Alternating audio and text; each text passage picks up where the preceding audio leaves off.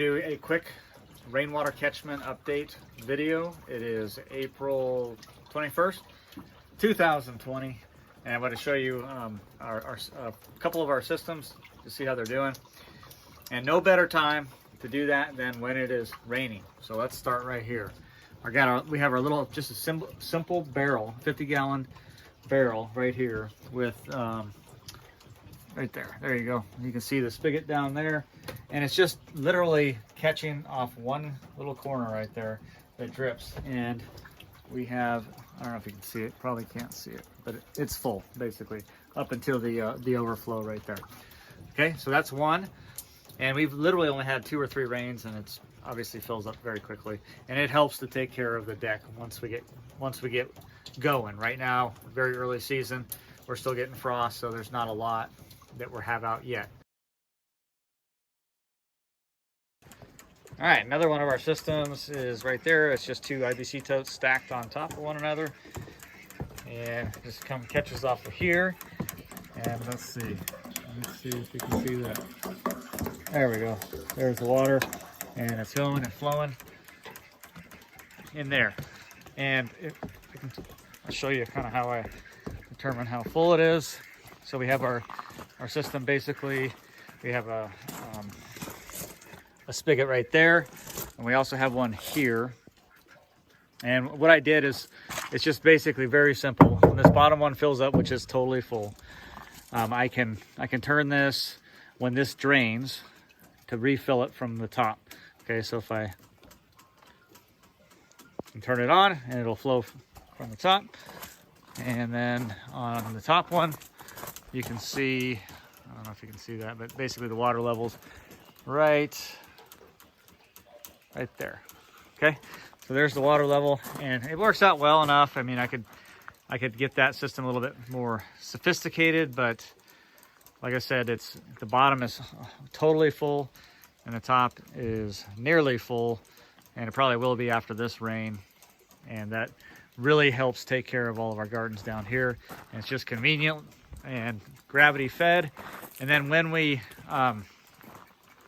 want to, to gravity feed down there, what I do is I open that one valve that I just showed you.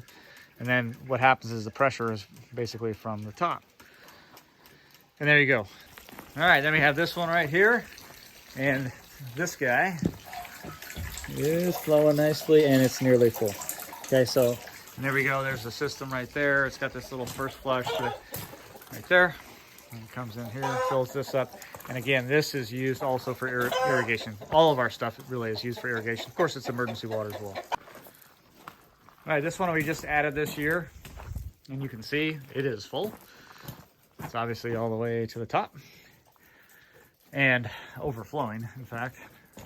And so it's just simple. We just added this year, 275 gallons, and this will be used, well, eventually what we're gonna put here is probably more like 1,000-gallon tank, maybe something like that. And eventually we will have a cold climate greenhouse here. It'll help feed that, but also we're gonna add to that and expand it as well, so we can collect off more of the roof. And then of course, this is obviously gonna go away. Once the cold climate greenhouse is in, we'll catch off of that roof as well. Okay, so that just shows you some of our water systems, how they're doing. They're all full. We've only had a few rains this spring, not real wet, but looking good because our tanks are full, and that's a good thing. And one of the things that you'll notice from looking at our systems is they're all very simple. Okay, they're simple systems. They are tied into gravity fed, whatever, even on a very small level, and they are put where they're going to be used. Okay, so we don't try and centralize it or tie it into a very complex system. It's more like, well, we can put one over here on this corner, it'll catch off of this portion of the roof, and we can put one over there in that corner, and it'll catch off of that portion of the roof, and it will feed that garden, or this guild, or this deck, that kind of thing. So one of the things in all of your systems that you want to look at is simplicity. How can I make this simpler? And it doesn't get much simpler than just real basic gravity fed stuff. Turn a valve here or there, it's not that much work. We could get more sophisticated, but again, that's complexity that you're adding, and that, you know, could lead to more problems down the road. I'm not saying that we don't have some complexity in other areas, and that's fine, but you should always at least have a backup that you can go to that's simple. And you know, that's one tip that I can offer. That is, just keep it simple, and if it, you know, if it works, and if it's, you know, gravity fed, and it just takes a little bit of manual labor to make it happen, it's still worth it. And then finally, there's so much resiliency that comes into play when you catch rainwater. And honestly, it doesn't matter if you're in a climate that only gets, you know, 10 inches a year or whatever. I mean, if you're getting even less than that, obviously it still is worthwhile.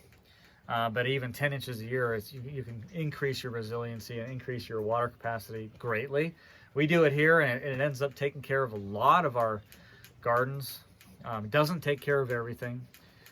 Still working on systems, but what's really cool about this is that a lot of our gardens are below where we have the rainwater catchment, and therefore we get to use gravity to get there, and that's huge. So wherever you can, you want to hold water, catch water as high up in the landscape as possible, and that's always a good principle.